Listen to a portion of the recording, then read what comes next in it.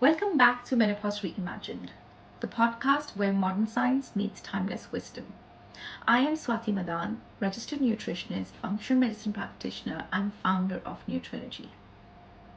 Over the past three episodes, we have explored why menopause needs reimagining, how science and wisdom work together, and how our bodies communicate with us during this transition. Today, I'd like to explore something that, in my experience, is just as significant as the hormonal changes. It's something that many women feel but often struggle to put into words. A quiet shift, a gradual awakening, a feeling that the woman you've been for decades no longer quite fits. Not because she's wrong, but because you've outgrown her. Today's episode is called The Great Unbecoming. And no, this isn't about losing yourself. It's about gently letting go of the roles, expectations, and identities that no longer serve the woman you are becoming. Let me share a story that changed my thinking. I remember sitting with a client in her early 50s.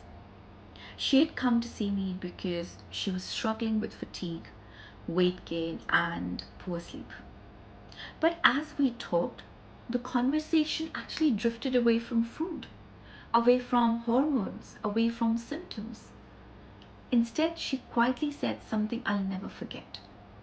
I have spent my whole life becoming the woman everyone needed me to be. Then she paused. I don't actually know who I am without those roles. That sentence stayed with me forever because I realized she wasn't only grieving the body she had only once known. She was grieving an identity she had spent decades building. And perhaps many women experience something similar. We spend our lives becoming. Think about it. As little girls, many of us learn to be good, to be polite, to be helpful, to make people happy.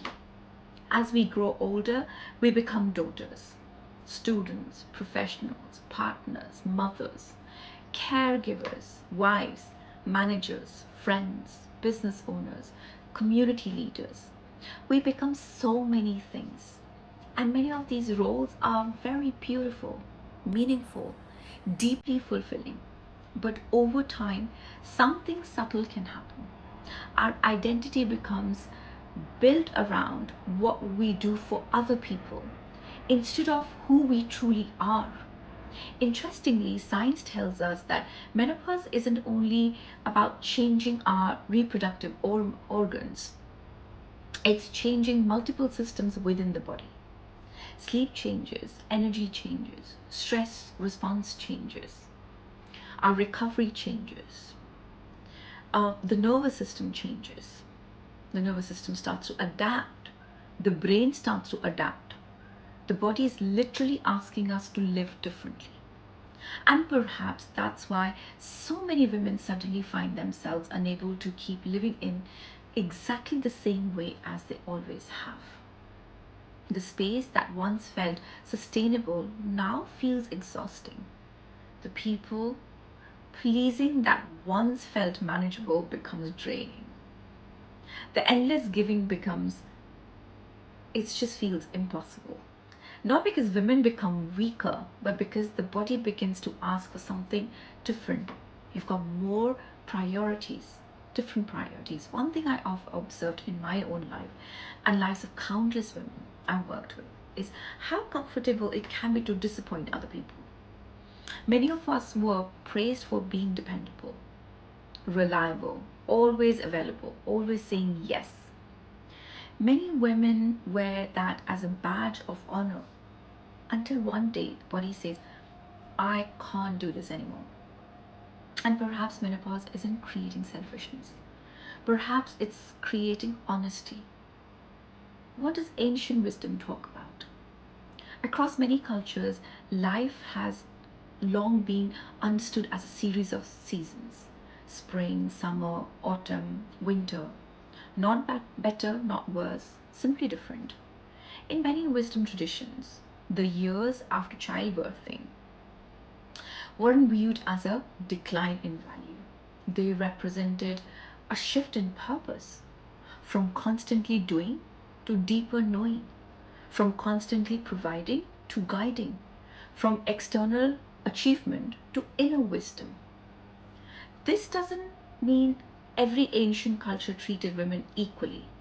Many didn't, but across different traditions, we do find a recurring idea that later life invites reflection, discernment, and a different kind of leadership.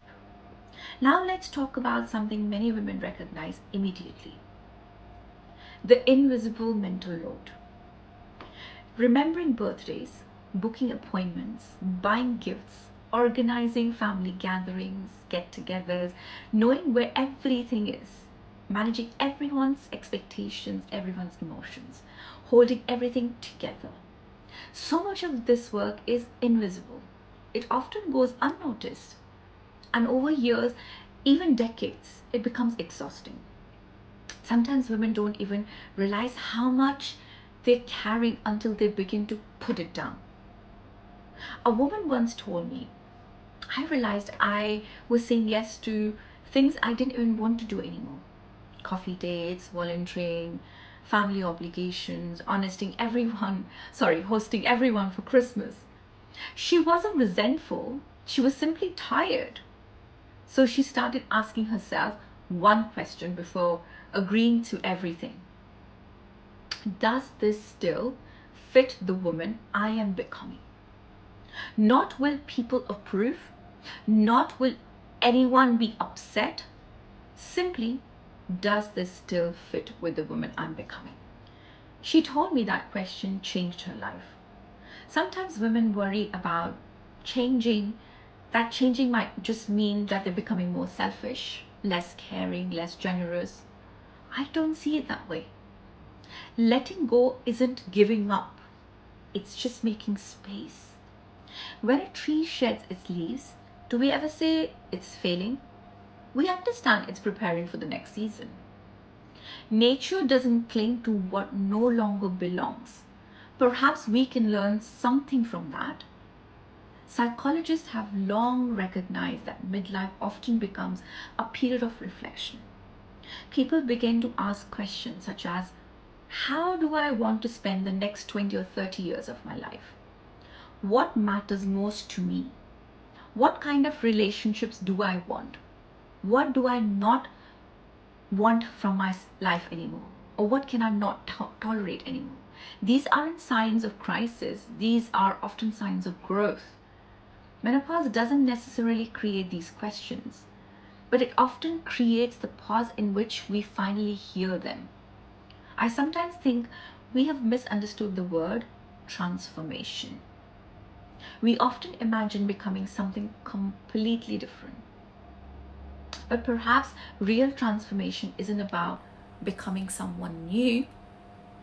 Perhaps it's about becoming more fully ourselves, removing the masks, removing the expectations, the performance, returning back to what has always been there. Perhaps this isn't becoming, perhaps it's just remembering who I am. I would love to leave you with a simple reflection. Imagine meeting your younger self, the woman you were at 25, 35, 40. What would she be proud of? What would she thank you for? And what might she gently encourage you to let go of? Perhaps there's a role you've outgrown. Perhaps there's an expectation that no longer belongs to you. Perhaps there's permission you've been waiting for someone else to give you. But maybe today you can give that permission to yourself. One of the core ideas behind this podcast is that menopause isn't simply about managing symptoms. It's about creating health for the decades ahead. Physical health, emotional health, purpose, meaning to your life, longevity. And sometimes the healthiest thing we can do isn't just by adding something else, like maybe adding another supplement, adding another habit. Sometimes it just might simply mean releasing something we've carried for years: resentment, perfectionism, constant busyness, the need to please everyone, the belief that our worth depends on how much we do for others. So today I would like to leave you with one final question. What are you carrying that your future self no longer needs? Not because someone else told you to let it go, but because you have quietly realized it yourself. It no longer fits. Perhaps menopause isn't asking us to become something different. Perhaps it's inviting us to come home back to ourselves. Thank you for joining me for episode 4 of Menopause Reimagined. In our next episode, we'll shift back to the body and explore something every woman should understand as she moves through midlife: strength, resilience, and the female body. Because one of the greatest myths about aging is that becoming older inevitably means becoming weaker.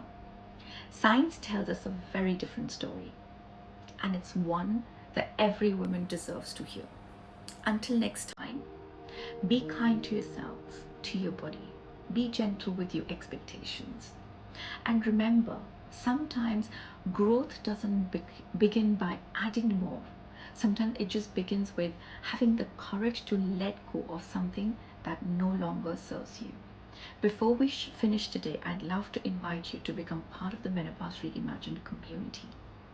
This is more than a podcast. It's a movement to change the conversation around menopause, from one of confusion and survival to one of knowledge, confidence, and possibility. And if you enjoyed today's episode, I would be so grateful if you could follow the podcast, leave a review, and share it with another woman who might need to hear this conversation. Together, we can reimagine what menopause looks and feels like for ourselves and the future generations. Until next time, take care of yourself and remember, menopause isn't the end of your story. It may just be the beginning of your most empowered chapter. Take care.